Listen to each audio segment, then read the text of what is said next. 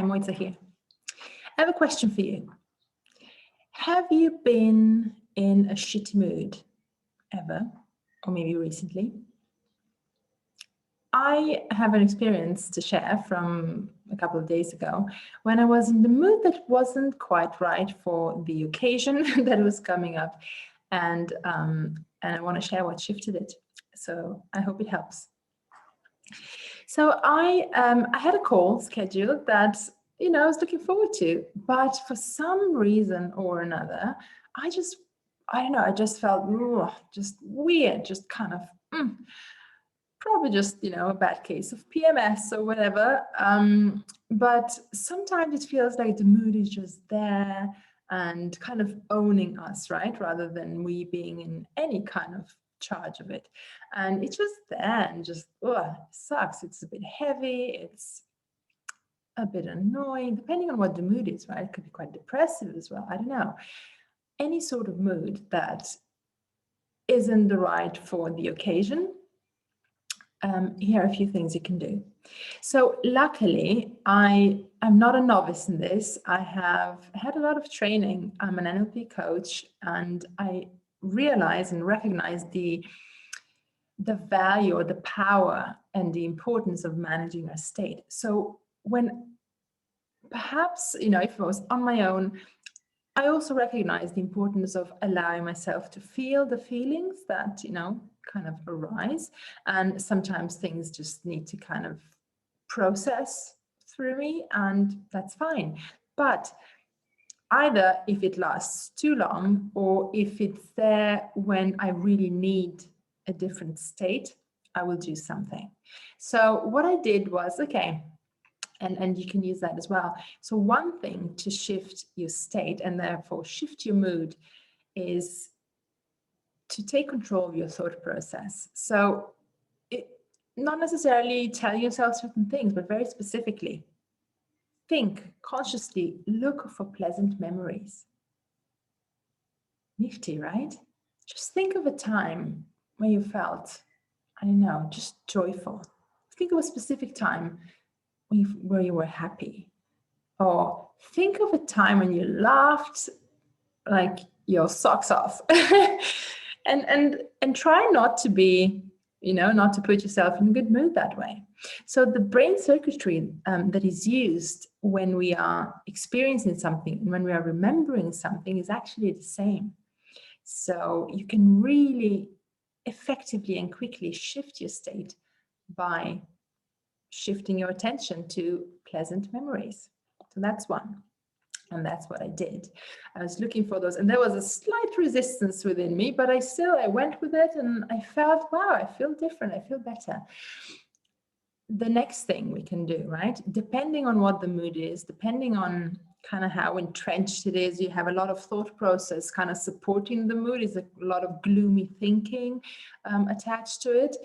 In that case, what's really helpful is to kind of take a big picture perspective, almost seeing yourself so this works for two reasons. So seeing yourself experiencing this, and then seeing that this is just like one point in your journey, right? So two things why that works is, one, when you kind of step out of the experience and see yourself, almost like in that you're in a different so-called perceptual positions, as we say in NLP, it means you are in kind of an observer or a witness position. So you dissociate. So there's two modes of experiencing things. One is dissociated or looking at yourself, and another is associated, which means you are in the experience. It might be a bit too technical. You don't need to have any previous knowledge of NLP to get value from this. So like I said, one is like you step out of it, you automatically create a little bit of distance. So the feelings, the mood will be less controlling of you. And the other thing as well, when you take this big picture view, it will change your thought process as well. Almost you will see yourself as, with this mood as a moment in time, and you can appreciate that, okay, I'm experiencing this now, but there's like my life is a lot bigger than this moment, right? So it takes you out of that being kind of immersed in that feeling and not seeing the wood for the trees, or just being really in it and not seeing a way out. So you are out, right? And you see, okay, this is temporary.